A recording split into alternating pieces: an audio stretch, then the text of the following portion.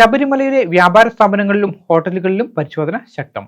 സന്നിധാനം, പമ്പ, നിലയ്ക്കൽ എന്നിവിടങ്ങളിൽ നടന്ന പരിശോധനയിൽ 49 കേസ് രജിസ്റ്റർ ചെയ്ത് 3,91,000 രൂപ പിഴ ചുമത്തി. ശബരിമലയിലെ വ്യാപാര സ്ഥാപനങ്ങളിലും ഹോട്ടലുകളിലും വിവിധ സ്ക്വാഡുകൾ കഴിഞ്ഞ 10 ദിവസത്തിനിടയിൽ നടത്തിയത് 420ഓളം പരിശോധനകളാണ്. സന്നിധാനം, പമ്പ, നിലയ്ക്കൽ എന്നിവിടങ്ങളിൽ നടന്ന പരിശോധനയിൽ 49 കേസ് രജിസ്റ്റർ ചെയ്ത് 3,91,000 രൂപ പിഴ ചുമത്തി.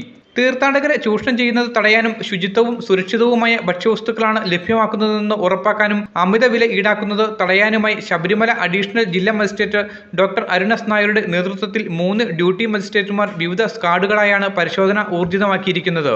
ഇതുവരെയുള്ള കാലഘട്ടത്തിൽ 2 ഫേസ് ആയിട്ട് സ്ക്വാഡുകൾ പ്രവർത്തനം നടത്തിയിരുന്നു. അതിൽ ആദ്യ ഫേസ് പ്രധാനമായിട്ടും കടകളിൽ ബോധവൽക്കരണവും അതുപോലെ തന്നെ ഏതെങ്കിലും തരത്തിലുള്ള പിഴവുകൾ കണ്ടെത്തുകയാണെങ്കിൽ ആയത് റെക്ടിഫൈ ചെയ്യാനുള്ള അവസരം നൽകുകയാണ് പ്രധാനമായും ചെയ്തത്.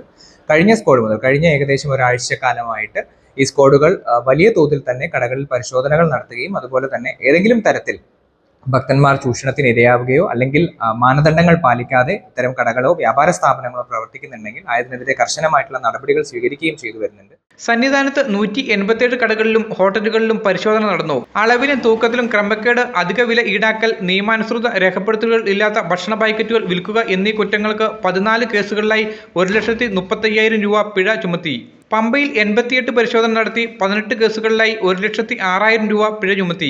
നിലയ്ക്കലിൽ നടന്ന 145 പരിശോധനകളിലായി 17 കേസെടുത്തു. 1,50,000 രൂപ പിഴ ഈടാക്കി. ഭക്ഷ്യസുരക്ഷാ വകുപ്പ്, ആരോഗ്യ വകുപ്പ്, മലിനീകരണ നിയന്ത്രണ ബോർഡ്, ലീഗൽ മെട്രോളജി എന്നീ വകുപ്പുകളുടെ പരിശോധനയും ശക്തമാണ്. Media today news, Sabarimala. എല്ലായിടത്തും വൈഫൈ, എല്ലാത്തും ഇന്റർനെറ്റായേ, നാട് മുഴുവൻ ഡിജിറ്റൽ. നാട്ടാരെല്ലാം ബ്രൗസിംഗിലാണ്, എന്നാ സ്പീഡാ കേരള മിഷൻ. എല്ലാവർക്കും ഇന്റർനെറ്റാ, എല്ലായിടത്തും നെറ്റാ. കേരള വിഷൻ നവകേരള പ്ലാൻ വെറും 199 രൂപയ്ക്ക്.